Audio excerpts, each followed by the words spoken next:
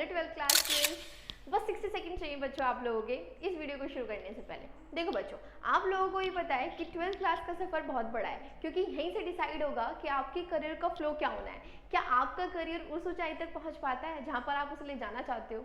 तो बच्चों, उसके लिए आपको क्या करना होगा, सिर्फ limited and quality content he consume करना है। यस, तो बच्चों आप लोग हमारे साथ जुड़ सकते हैं हमारी डेली लाइव क्लासेस में, जो कि कैल्विन लाइव ऐप पर दी जाती है, जहां पर बच्चों को इंटरेक्टिव क्लासेस प्रोवाइड की जाती है ताकि उनके डाउट इंस्टेंटली सॉल्व हो सके।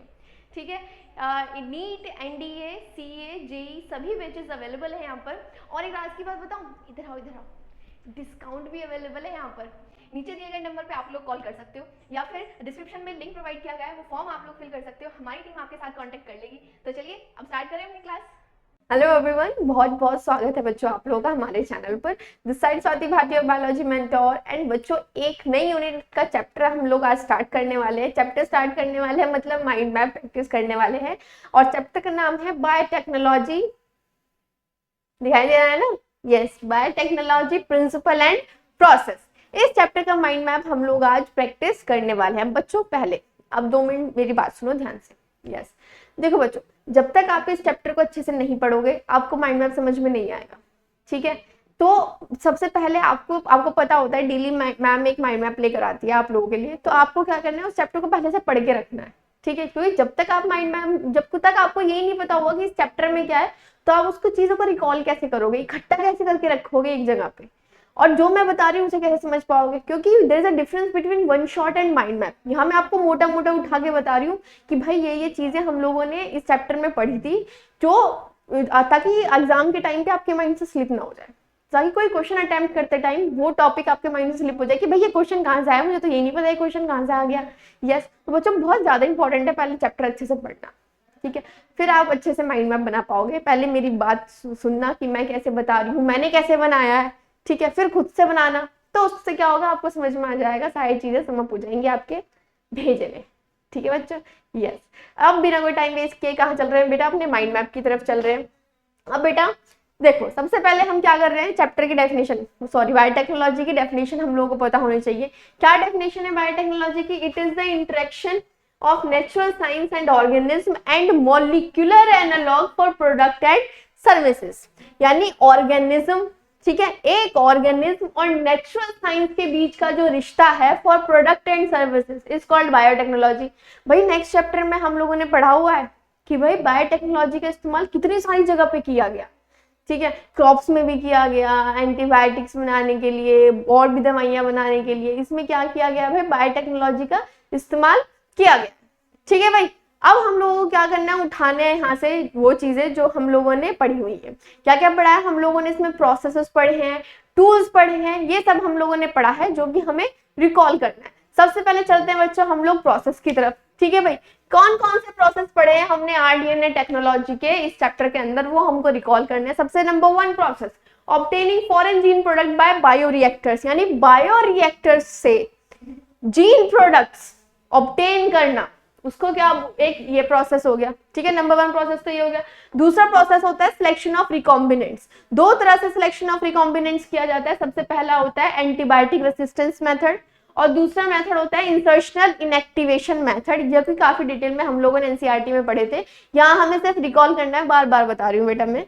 यस, हमें सिर्फ रिकॉल करना है यहाँ पर कि भाई सबसे पहला प्रोसेस जो था बायोटेक्नोलॉजी में वो कौन सा था, कि फॉरेन जीन को ऑब्टेन करना, किससे, बायो रिएक्टर से।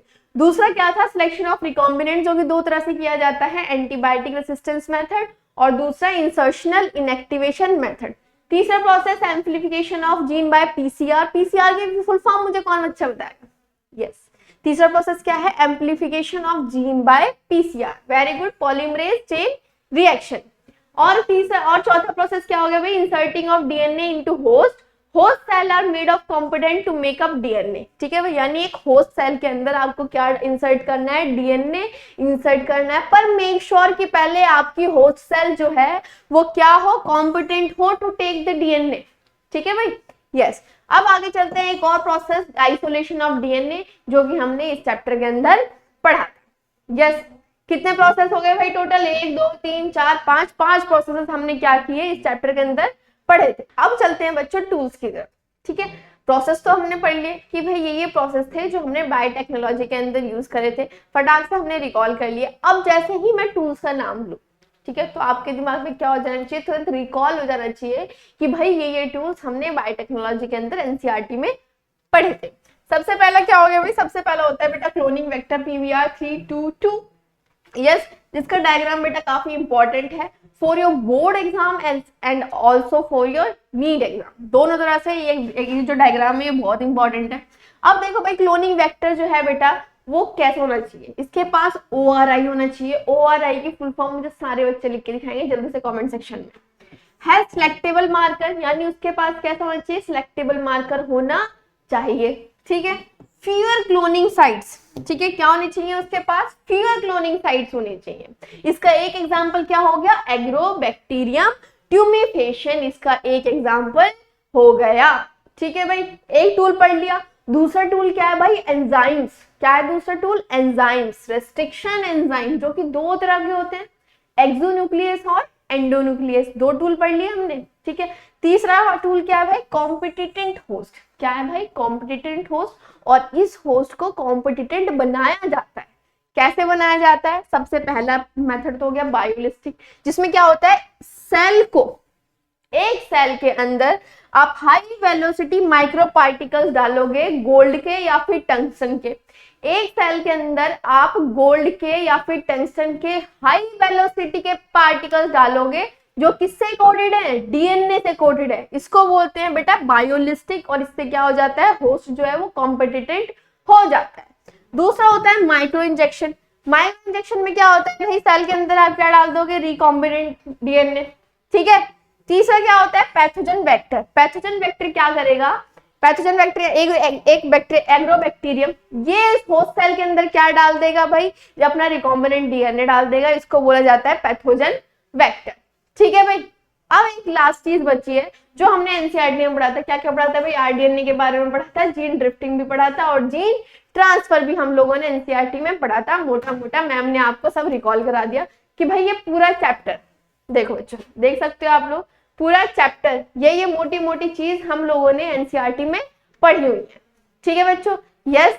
अब आप जिन बच्चों ने चैप्टर नहीं पढ़ा हुआ है और सीधे वो माइंड मैप देख रहे हैं, तो बच्चों आपको पहले माइंड मैप, आपको पहले चैप्टर पढ़ना है, फिर उसके बाद मेरा माइंड मैप देखना और फिर खुद से माइंड मैप बनाना है। आई प्रॉमिस बच्चों, दिस इज माई प्रॉमिस, कि अगर आप ऐसे करोगे ना आप चैप्टर नहीं भूलोगे, यस। पर पहले उसके लिए आपको चैप्टर पढ़ना पड़ेगा, क्योंकि आपको सीधा डायरेक्टली माइंड मैप समझ में नहीं आ जाएगा। अगर आप ऐसे सोच रहे हो कि सिर्फ माइंड मैप की हेल्प से आपको चैप्टर याद हो जाएगा, तो ऐसा नहीं है। यहाँ आप रिकॉल कर रहे हो, यानी अपने माइंड को प्रिपेयर कर रहे हो कि भाई अपनी सब चीजों को अपने अंदर संभाल ले, ठीक है, यस। आज का माइंड मैप बेटा हमारा खत्म हो गया, पूरा हमने बायोटेक्नोलॉजी रिकॉल कर लिया। अब हम मिलेंगे नेक्स्ट क्लास में, ठीक है, नेक्स्ट क्लास में नेक्स्ट माइंड मैप प्रैक्टिस करेंगे, तब तक आप अपने चैप्टर को पढ़ के रखना अच्छे से।